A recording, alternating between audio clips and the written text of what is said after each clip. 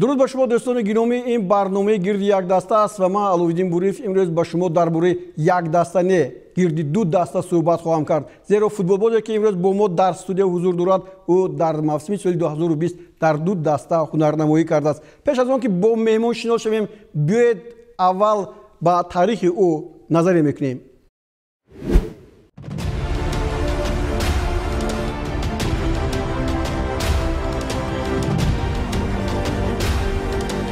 ایسان 12 می سال 1999 در نوحه روشن در تاجیکستان تولد شده است. از سال 2008 مری فوتبال با دلش جای گرفت و به مکتب جمهوریوی مهارت عالی ورزش آمد. سفرعلی رحمانوف اولی مربی اوست. نخستین دسته‌ای که او در مسابقه اشتراک کرده است محض همین دسته مکتب جمهوریوی مهارت عالی ورزش میباشد. سپس با استقلال گذشته بعدا 2 سال در بخش پیشین و امروزه خطلان هنرنمایی کرد. سال در برچی هم بازی کرده است. 4 مرتبه چمپیون تاجیکستان، 3 بار جام ملی و 2 مرتبه دیگر سوپر جام مملکت را با استقلال به دست آورد. در از دسته‌های جوان و نورسان مملکت و بعدا دسته منتخب اساسی تاجیکستان هنرنمایی کرده، حالا عضو دسته منتخب تاجیکستان به حساب می‌رود. در تاریخ فوتبال مملکت از جوانترین بازیگران است که در 18 سالگی سال 2018 در تاجیکستان به حیث بهترین بازیگر شناخته شده است. ایسان پنجشنبه سال گذشته از دسته استقلال دوشنبه با کلی فوتبال نوبهاری نمایندگان ازبکستان شرطنامه به امضا رسانید و در 10 وخوری لیگ عالی این کشور بازی انجام داد. شرطنامه ایسان پنجشنبه با دسته نوبهار تا آخر سال 2022 پیش بینی شده است. هر دوستان گرامی، مهمان ما ایسان پنجشنبه است و ما خیلی مشتاق بودیم که شما به برنامه ما میآیید. خوش آمدید به برنامه گرد یک دسته و یا خود گرد یک بازیگر. سلامت باشین. سلام علیک به همه مخلصان فوتبال تاجیک. و من خیلی خوشحال هستم که در این برنامه اشتراک دارم و تا حد امکان به همه سوالای شما پاسخ خواهم داد. و همچنین حاضرین که تنفس زمستان است، ما در وطن هستیم و فکر میکنم کدام فوتبال بازی که در کدام دولت که نباشد، وطن تاجیکستان عزیز ما با دیگر است و ما همه وقت یاد میکنیم و خیلی خوشحال هم هستیم که در تاجیکستان هستیم، در تاجیکستان زندگی میکنیم. سلامت باشید. شهروند تاجیکستان هستید. خیلی ما هم خوش هستیم که شما یکی از دومین فوتبال بازان تاجیک هستید که از روی اون نظامنامه نرخ‌بندی ترانسفر مارکت در جای دوم اومدید. بعضی پرویز عمربایف شما در جای دوم هستید. خیلی خوش هم هستیم. شما به دسته نوبهار رفتید. بیاید از همین چیز شروع میکنیم. شما رو چه خیلی استقبال گرفتن و نوبهار از شما چه انتظار بود؟ دسته نوبهار حالا اون که من در تاجیکستان بودم و گزارش به دسته نوبهار بود، بسیار می نویستند، مخلصان بسیار می نویستند و وقتی که یکم بار رفتم زیاده از 4000 مخلص مرا پیشواز گرفتند. دسته نوبهار هم دسته خیلی نغز است، با سرمخترین دسته در ازبکستان می باشد. مرا نغز پیشواز گرفتند. بسیار خوب. اما من میخواستم چیز دیگر رو بگویم که این طرح نشده است که نوبهار با شما برآمده باشد و شما با نوبهار گذشته باشید. شما دارید اون شخصی که کارهای شما رو پیش میبرد؟ بله، شخص هست با نام کواتیلاپور هست و وای اگنت من است و دسته نوبهار با اگنت من گپ زدند و با من نوشتند کواتیلاپور که همون خیلی دسته میخواد با تو شرطنامه امضا دهد و من هم دیدم و دسته استقلال هم با من روزگی داد که رو قوای خود را در دیگر دولت هم سنجه و دسته با اگنت هم گپ زدند و روزگی دادند و من رفتم روزی شدم. خب تشکر. من فکر میکنم که کواتیلاپور برای با یک دسته دیگر گذاشتن فوتبال بازی تاجیک سالهای اخیر خیلی مهنت زیاد میکند. ولی یک سوال از خود کووا که چرا شما اون درخواستی که پختکار توشکند یکی از بهترین دسته ها این سال هم چمپیون شد کرده بود شما رد کردید و روزگی ندادید؟ نه، راستی رد کردن در اینجا فکر میکنم نبود و دسته پختکار باز هم با کواتیلاپور баромада онҳо байни худшон маслиҳат карданд ва ба ман гуфт ки ба пахтакор ҳам оли вақт ҳаст якум бор баромадан ҳам ба дастаи Навбаҳор фикр мекунам ин фикри хубтар аст бо 1-2 сол ҳаминҷа бозӣ кун баъд ба дигар дастаҳо бо пайваст мешавӣ. ба ҳар нав барои шумо бисёр ҳам хуб буд ки дар дастаи Навбаҳор вақте ки шумо омадед аввалан шумо аз курсии эҳтиётӣ ба майдон омадед аз дақиқаи 43-ум бори дуюм дақиқаи 53-ум ва баъдан дар ҳайати асосӣ ҷо гирифтед, яъне шумо ҷои худро пайдо кардед? бале якум бозие ки ман бозӣ кардам бо дастаи Локомотив Тошкент буд дар меҳмонии Локомотив. дар он бозӣ ман 90 дақиқа бозӣ кардам якум бозии худро ва баъдан ду бозии дигар бошад чӣ хеле ки қайд кардед аз қисми дуюм баромадам ду бозӣ ва фикр мекунам намедонам может ҳамин тренер ба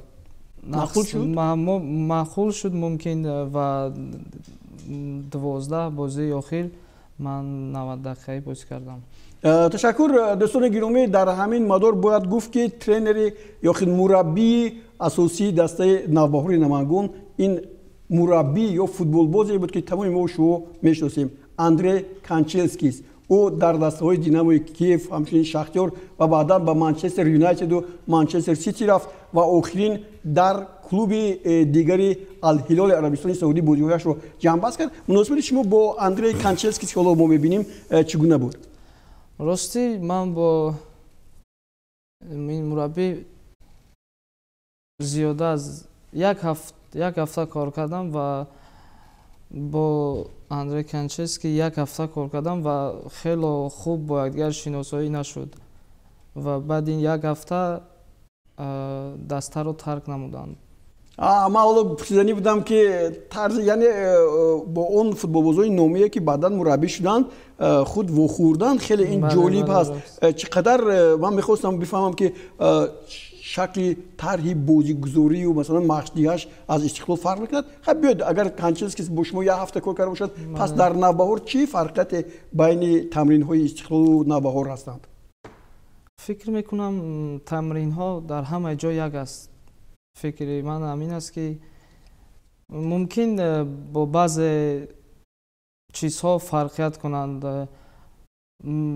тамринҳои Истиқлол, тамринҳои Навбаҳор як мебошанд. ман фарқиятам ба фикрам намебинам. хуб, дараҷаи футболи Тоҷикистону Ӯзбекистон шумо дар дастае будед ки ин даста натавонист ки ба он масалан нақшаҳое ки роҳбарияти даста гузошта буд сарфароз гардад, яъне ҷои ҳаштумро ишғол кард. ҳоло мо инҷо як ҷадвали чемпионати Ӯзбекистонро ҳам дорем ки ин ҷадвал то 8гона аст, яъне охирин даста Навбаҳор аст 26 бозӣ 8 ғалаба 11 мусовӣ ва 7 бохт, 24 гол, 21 аз тури дарвоза гирифтанд, 35 имтиёз ва имконият пайдо нашуд ки вақте ки шумо рафтед ҷои ҳафтум буд, баъдан ба ҷои ҳаштум фаромад. аз ҳамин хотир Канчелскис ба истеъфо рафт? мумкин вақте ки ман рафтам дастаи Навбаҳор ҳафтум ҷо буд. инро ман наметавонам гуфта барои чӣ истеъфо додам. чор бозие ки шумо онҷо будед, панҷум бозӣ ҳатто фақат мусовӣ ҷамъбаст мешуд. мо мегуфтем ки чӣ тавр ин футболбози мо рафту ба ғалаба ноил намешавад. ростӣ бозиҳо хело ду қисм мо фақат ба дастаи ҳариф фишор меовардем, вале намедонам аз чӣ сабаб ту ба дарвоза намедарояд. ду қисм ду тайм мо фақат фишор меоварем. намедонам чӣ сабаб буд, чӣ мушкилиё буд ки мо бозиҳоро ғалаба намекардем. дар дастаи Навбаҳор легионерҳо яъне аз хориҷи кишвар ҳам ҳастанд? бале аз Русия ва аз Беларусия буданд ки ин Иван Соловьёв мебошад, Павел и Игор.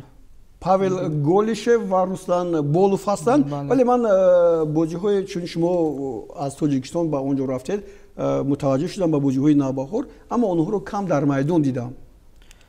ростӣ аввал бале рост ҳарф кардед. Павел ман вақте ки ба дастаи Навбаҳор рафтам, намедонам аз чӣ сабаб Павел баъди 2-3 бозӣ аз даста рафт ва баъдан бозӣ кардан, Болов бозӣ кардан, Иван Соловьёв, Игор, ҳамашон дар даста буданд. Як-ду бозӣ накарда буданд. خب شما با کدام بازیگر ازبکستان نزدیک هستید؟ یعنی بسیار دوست نزدیک شدید و مثلا اگر دارید به نزدیکی یک خبری خوندم که الکساندر عزیزوف میگفت که ما در هنگام مثلا تیاری با بازی ها با مناسن در یک جا بودیم. شما هم فکر میکنم که با یگان نفری بازیگران نوبهار در یک جا هستید. من این طور قید میکنم که من راستی فکر کردم وقتی که میروم با من مشکلی میشود ولی نه خطا کردم. همه بازیگران دسته نوبهار با من خیلی نغز مناسبت کردند و من با همه‌شون یک هستم. این خیلی نیست که تا حاضر این خیلی نیست که با کسی رفت آمدی بسیارتر. یعنی با همه برابر هستید. اما من چیز دیگر رو پرسیدنی هستم. اون بازیگری که در جای شما بازی میکرد و شما اومدید و بعد دو گفتم تعویض شما جای او رو گرفتید، یعنی ببینید در حیات اساسی شما شدید، یگان چیز تغییر نیافت؟ نه یگان چیز تغییر نیافت. مناسبت همون باز خیلی بود، همون خیلی دوام داد و دوام داده ایستاده است. خیلی خوب است دوستان گرامی، حالا ما اینجا تمرین های دسته نوبهار رو میبینیم. هرچند فوتبال بازی ما انسان پنجشنبه در تاجیکستان است، اما این دسته تمرین های خود را از 10 دکبر الکی شروع کرده است. بعد این بازی های جام ازبکستان بودند و در آنجا هم شرکت کردند. اما من طرز گفتم حالا با این دسته نومان حسنوف یک بازیگری که حالا در کادرهای ما است. نومان حسنوف عضو دسته منتخب ازبکستان بودند و چندین بازیکنی که دسته منتخب تاجیکستان داشت من این بازیگر رو در حیاتی اون دیده بودم. یکی از بازیگران خیلی خوب هم بود. به هر نحو باز یک مربی دیگر فکر میکنم که دراژن دوکیچ هم با نوبهار اومد است. شاید شما برمیگردید اونجا. دراژن دوکیچ هم که پیشتر در پختکور سال 2012 یووری سرمربی بود به اینجا اومده باشد و شما با اونها مشق میکنید. بله خیلی فهمیدم که خیلی کتاب قید کردید آمدن و من با آن شخص توها با دوکیچ از سربیا هست. بله از چرنگوریا. من باید امروز پگاه نصیب سفر کنم به دسته ازبکستان و شناساییمان با شناس میشویم. خب به هر نحو دوستان گرامی بیاید با اون اموری که در سال 2020 احسان پنجشنبه در نوبهار داشت 10 بازی گذرانیده است. بازی های جام رو ما حساب نکردیم. 2 مرتبه عوض شده است، 2 مرتبه به میدان اومده است، 790 دقیقه در میدان بازی کرده است، یک کارت زرد دارد اما گل نزده است. ما از احسان بسیار هم گل های زیبا رو دیدیم و انتظار این گل ها هستیم. کی این گل ها شروع میشوند؟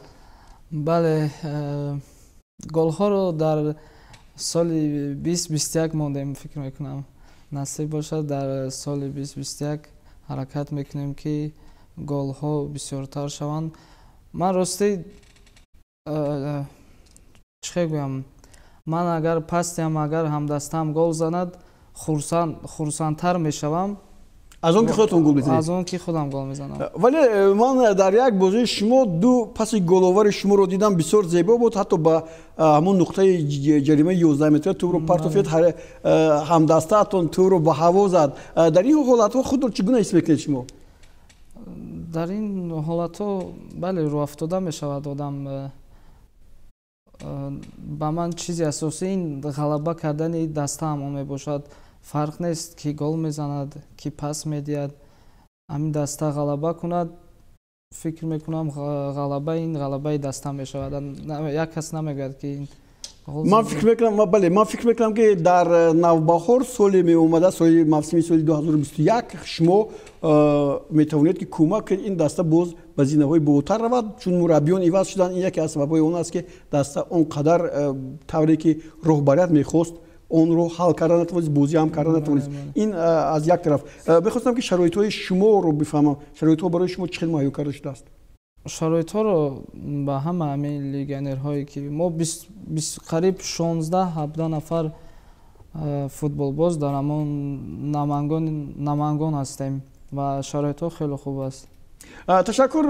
Биёед аз чемпионати Ӯзбекистон ба Тоҷикистон бигузарем. Пеш аз он ки дӯстони гиромӣ эҳсони панҷшанбе ба Навбаҳор равад, дар ҳайати дастаи клуби футболи Истиқлоли Душанбе 11 бозӣ гузаронидааст. Ягон бор иваз нашудааст. 942 дақиқа дар майдон бозӣ кардааст. 3 тӯб задааст ки якаш аз пеналти аст.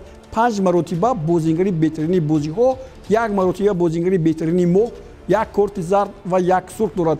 Мехостам дар бораи ҳамин корти сурхе ки шумо дар аввалин бозӣ дар муқобили Душанбе 83 гирифтед. Чӣ шуд? Чӣ сабаб шуд ки ин ҳолат рух дод? бале бозии аввалини мавсим буд.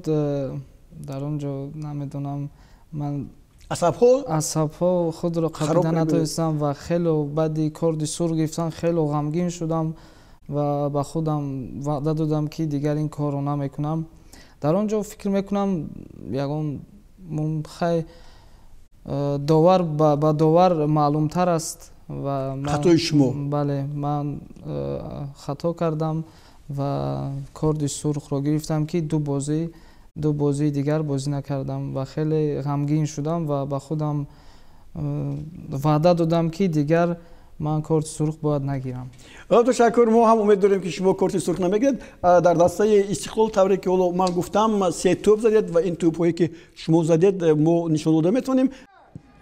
зарбаи хелом заиф. ҳолам эҳсон бо тӯб аст. эҳсони панҷшанбе зарба ва гол. Манучер Ҷалилов ки натавонист эҳсони панҷшанбе голи дастаи худро ба самар мерасонад. дар ҳайати дастаи Истиқлол шумо дар соли 2019 18 бозӣ гузаронидед, 4 бор иваз шудаед, 1345 дақиқа дар майдон, 4 маротиба бозингари беҳтарин, 8 тӯб задед ва якташ аз пеналти, 4 корти зард. ман фикр мекунам ки мавсими беҳтарини шумо мавсими соли 2019 буд. шумо чӣ фикр мекунед? фикр мекунам бо шумо мумкин розӣ бошам бар ин гуфтаатон. барои 8 тӯб задааш мумкин ки соли 2019 беҳтарин сол бошад. вале 2018 рам фикр мекунам соли нағз буд барои худам ва ман ҳаракат мекунам ки сол то сол бозиҳои хуби худро нишон диҳам. дӯстони гиромӣ, барои чӣ ман гуфтам ки соли 2019 барои эҳсони панҷшанбе соли беҳтарин аст, аммо барои эҳсони панҷшанбе соли аз ҳама беҳтарин ин соли 2018 аст. дар соли 2018 дар синни 18 солагӣ ӯ беҳтарин бозингари Тоҷикистон дар мавсим эълон карда шуд ва ӯ ҳам ҷоизаҳои худро гирифт. биёед ба соли 2018 таваҷҷӯҳ мекунем. 15 бозӣ 3 бор иваз шудааст, 1255 дақиқа дар майдони бозӣ, 1 маротиба бозингари беҳтарини бозиҳо, 9 корти зард. яъне ман мебинам ки ҷо тӯбҳои задаи шумо ҳам ба ҳисоб гирифта нашудааст, чунки аз соли 2018 маҳз телевизиони варзиш омори худро дар бораи чемпионати Тоҷикистон мебарад ва ин оморҳое ки шумо мебинед маҳз маҳсули ҳамин кори корхонаи мо ҳаст ва мо хато накардем. 2019 аз 2018 беҳтар аст. шумо аммо дар соли 2019 ҳам барои гирифтани ин ҷоиза пешниҳод шуда будед. соли 2020 ҳам ҳамчунин имсол ҳам шумо пешниҳод шудед, аммо Баротов ки дар ҳақиқат як дар ҳолате буд ки ҳам нишонзани беҳтарин шуд, ҳам бозигари беҳтарин. фикр мекунам ки бисёр хуб аст. хуб, муносибататон ҳозир бо Истиқлол чӣ гуна аст? муносибат бо Истиқлол нағз аст.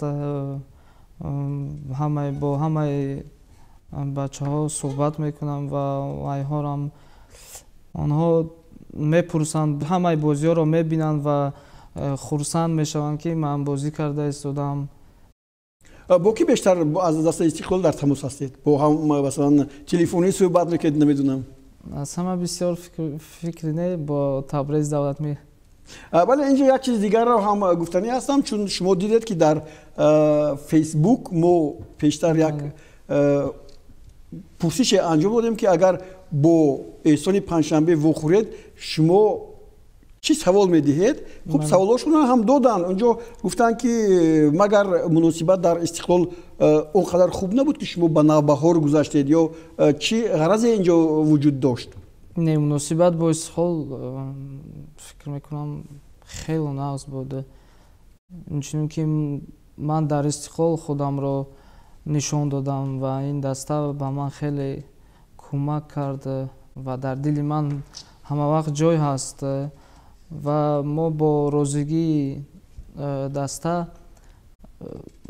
даста чӣ кардем ки қувваи худро дар дигар чемпионат санҷем ва Истиқлол ҳам розигӣ дод ки شما رو کنن خیلی خوب است اونجا سطح چیزی ما میگیم یا نمیگیم در یک جا سطح بلندتر است در جای دیگر سطح تیاری دیگر گونه است به همین خاطر حالا اینجا چون درباره سطح گفتیم مخلصان باز یک سوال میکنن که یگان دسته اروپایی شما رو دعوت نکرده بود دسته اروپایی راستی بودند یک دو دسته از بلاروسیا بودند و انیق یعنی درخواستشون اونقدر معتمد نبود بله درخواستشون نبود و دسته نوبهار که با بسیار میخواست با کوال تیلاپور گپ زدن و همی دایرکتوری همون کلوب اتابک کریمов وای هم به من نوشت که ما میخوایم تو رو گیریم و فکر کردم که این خوبتر میباشد برای من تشکر با این سوال ها هم جواب گرفتیم چرا شما رقم 17 رو دوست می‌دارید راستی من از کودکی از نورسی با رقم 17 بازی کردم و می‌خواستم که همین با رقم 17 دوام بیارم و خیلی که در یکم سال استقلال اومدم در اونجا خیلی که با همگان معلوم است لژند فوتبال تاجیک دلشاد وصیف بود و من در اونجا رقم 23 داشتم وقتی که دلشاد وصیف به دسته خوجان رفت وای به من وعده داد که رقم 17 رو به تو تحفه میکنم و 2 سال باز من با رقم 17 بازی کردم و در دسته نوبهار در اونجا من از نیمی موسم رفتم که در اونجا ممکن نبوده است در اونجا با رقم 17 یک بازیگر بازی کرده است و ممکن نبوده است بله این بازیگر دوستان گرامی عبدالحی اسماعیلوف هست که تحت رقم 17 در نوبهار بازی میکرد یعنی شما برگردید رقم 17 رو کشیده میگیرید و همون وقتی که من رفتم وای راضی بود که رقم 17 رو به من دهد ولی ممکن نبود تشکر دوستان گرامی امیر را راست میشم که قهرمان برنامه امروزی ما احسان پنجشنبه تحت رقم 4 در دسته نوبهار نمنگان هنرنمایی کرد و هنرنماییش هم خیلی جالب و دیدنی بود که اون لحظه ها رو ما پیشکش شما چنده کردیم و باز خواهیم کرد از مخلصان شما به کدام دسته مخلصی میکنید به دسته بارسلونا دوستش می‌دارید بازیشون با من خیلی معقول است خیلی میگویند تیکی تاکی بازی میکنند و با من این بازی خیلی خوش است و حاضر ما در نوبهار که سرمربی نو کی آمد نومان گسانوف آنها نیز خیلی با امین تیکی تاکی رو نقض میبینند یعنی شکل بازی بارسلونا رو بله و با من نیز هم خیلی پسند است فوتبال بازی دوست داشته شما با کی مانند بودن میخواهید فکر میکنم در اروپا یا در همین دنیا بازیگرای بهترین بسیارند و من با من این پسند است پیرلو اینیستا خاوی تشکر بحث همیشه در کارخانه ما هم هست بیرون از آن هم هست در صحیفه‌های اجتماعی هست همه مسی رونالدو میگن نظر شما چگونه است شما گفته میتونید که کدومی از اینها بهترین است من میگم که هر دوشون بهترین هستند که در مدت 10 سال در جهان با جهان معلوم کردند که این دو نفر فوتبال باز بهترین سیاره میباشند طور دوستان گرامی گفتم در حقیقت احسان پنجشنبه رقم 17 رو دوست می‌دارند و آخری رقم تلفنشون هم 17 است کسی که میخواد با این گز در تماس شود میتونه همه رقم ها رو بگیرد با آخرش 17 رو این چیزی دیگر بود خوراکی دوست داشته شما خوراکی دوست داشته من من بسیار خوراک‌ها را دوست می‌دارم. خب مثلا از جمله آش مانتو شیرچای. نه بسیار خوب. این دفعه وقتی که ما شما رو دعوت میکنیم حتما شیرچای بکنیم. این از طرف ما است. وضع اویلوی اویلدور هستید؟ نه حال تا اویلدور نیستم. و فکر میکنم که بعد این برنامه ما خیلی آنهایی که آن بانوانی که توجهشون با احسان پنجشنبه میشود بیشتر میشوند. خوب ما با فتحالله اینجا صحبت داشتیم. فتحالله گفت من تمغه ماشینی وضع رو دوست میدارم. شما کدوم تمغه ماشین رو دارید؟ ماشین؟ نه من ماشین ندارم و راستی به من ماشین اونقدر پسندم نیست. از چی استفاده می‌کنید؟ از گوییم که نقلیات شهری؟ بله در شهر از نقلیات شهری و بسیارتر پیاده می‌گردیم. برای سلامتی بسیار خوب است. این هم دوستان گرامی از احسان پنجشنبه برای هر کدوم ما یک دستوری هست که هر قدر پیاده گردیم وضع سلامتیمون بهتر می‌شود. خوب بیاید چیز دیگر رو می‌پرسیم و نزدیک می‌شیم به جنبست برنامه. امسال در تاجیکستان مخلصان به ورزشگاه راه داده نشدند بعد این بیماری کووید 19 که در حقیقت یک بلای بود برای مردم تمام سیاره و امروز هم ورزشگاه‌ها هنوز خالی هستند. به مخلص در ورزشگاه به میدان اومده بازی کردن اونقدر مثلا یک جالبیت داره که نه؟ بله خیلی قید کردید. 2020 خیلی سال دشوار بود و فکر میکنم فوتبال به مخلص این فوتبال نیست. با مخلص فکر میکنم که قوت دوچند میشود. بله و نصیب باشد امیدوار هستیم که سال 2021 سال پربرار میشود و مخلصان روز میمونند که با دسته های دوست داشته خود بیان در استادیوم مخلصی کنند. در ازبکستان هم بعضی بازی ها با مخلصان میگذشتند یا نه؟ بله بعضی بازی ها با مخلصان میگذشتند و محدود بود. بله زیاده از 3 یا 4 هزار به فکرم ممکن بود اگر خطا نکنم. خب تشکر زیاد. ما در با یک مسئله رو آوردیم. این هم شما چون بازیگری دسته منتخب تاجیکستان هستید در پیش بازی‌های انتخابی جام جهان و همچنین جام آسیا 2023 هستند. نوکاک یک خبر نشر شد از کمیته فوتبال آسیا درباره آمادگی چین که یکمین مرتبه اشتراک در بازی‌های فینالی چمپیونات آسیا درازتر میشد، یعنی با یک ماه برابر کرده می شود. من میخواستم بفهمم که تا کدام درجه دسته منتخب تاجیکستان امکان دارد که با بازی‌های جام آسیا رود. اگر جهانی هم ما نتوانیم که با بازی‌های من بعد رویم، اما در بازی‌های جام آسیا. بله خیلی به همگان معلوم است دسته ما تاجیکستان که 3 بازی دیگر باقی مانده است. این با منگولیا، میانمار، مغولستان و ژاپن است که 2 بازی در خانه 1 بازی در سفر داریم و ما همه قوای خود را صرف میکنیم که تا با بازی‌ها غلبه کرده با بازی‌های آسیایی راحت پیش از مدت گیریم. یعنی انتظار نشون که با بازی‌های من بعدی که بعداً گذرانده میشن در گروه‌ها نسبتاً با دسته‌های سست‌تر گیریم که ضعیف‌تر گیریم اونجا، این رو انتظار نشویم. بله از فکر میکنم که دسته‌های سست‌تر هم نیست. همه فوتبال رو میتونه یاد گرفته که بگیم اگر خطا نمیکنیم و ما حرکت میکنیم همه قوای خود رو صرف کنیم که تا این بازی رو در بازی غالب بیاییم. تشکر زیاد. دوستان گرامی، احسان پنجشنبه در برنامه ما بود و حالا امکان دارد که به مخلصانی که اینجا تماشا میکنند دوربین ما هست، شما بگید از شما چرا انتظار شوند.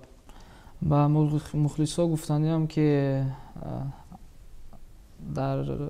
در اول فقط من یک صحت و سلامتی مخلصان را میخواهم و بیایند دسته های خود را در агар дар ин соли 2021 агар монанд дар стадион биён дастҳои дӯстдоштаи худро мухлисӣ кунанд ва мо ҳаракат мекунем ки бо номи Тоҷикистонро бардорем ва мухлисои худро хурсанд кунем. ташаккури зиёд эҳсон. мо ба шумо барори кор мехоҳем. умед дорем ки дастаи навбаҳор он мақсадҳое ки дар соли 2021 дар мавсими нав мегузорад бо кӯмаки шумову дигар бозигарони дастаи навбаҳор ба муваффақият ноил мешавад ва шумо метавонед ҳам дар лигаи чемпионҳои осиё бозӣ кунед, ҳам кӯмакатон ба дастаи мунтахаби Тоҷикистон равад, ё худ баргардед ё худ ба Аврупо равед. умуман номи футболи Тоҷикистонро боз ҳам болотар бошед. Саломат бошед. ба шумо роҳи сафед чун сафар доред ба Ӯзбекистон. мо бошем дӯстони гиромӣ дар ҳамин ҷо барномаи гирди як даста ки ба ду даста, яке аз Ӯзбекистон ва дигре аз Тоҷикистон буд, бахшидему қаҳрамони асосии он эҳсони панҷшанбе буд, хотира мегузорем. хайр то боздид. худро эҳтиёт кунед. саломат бошед.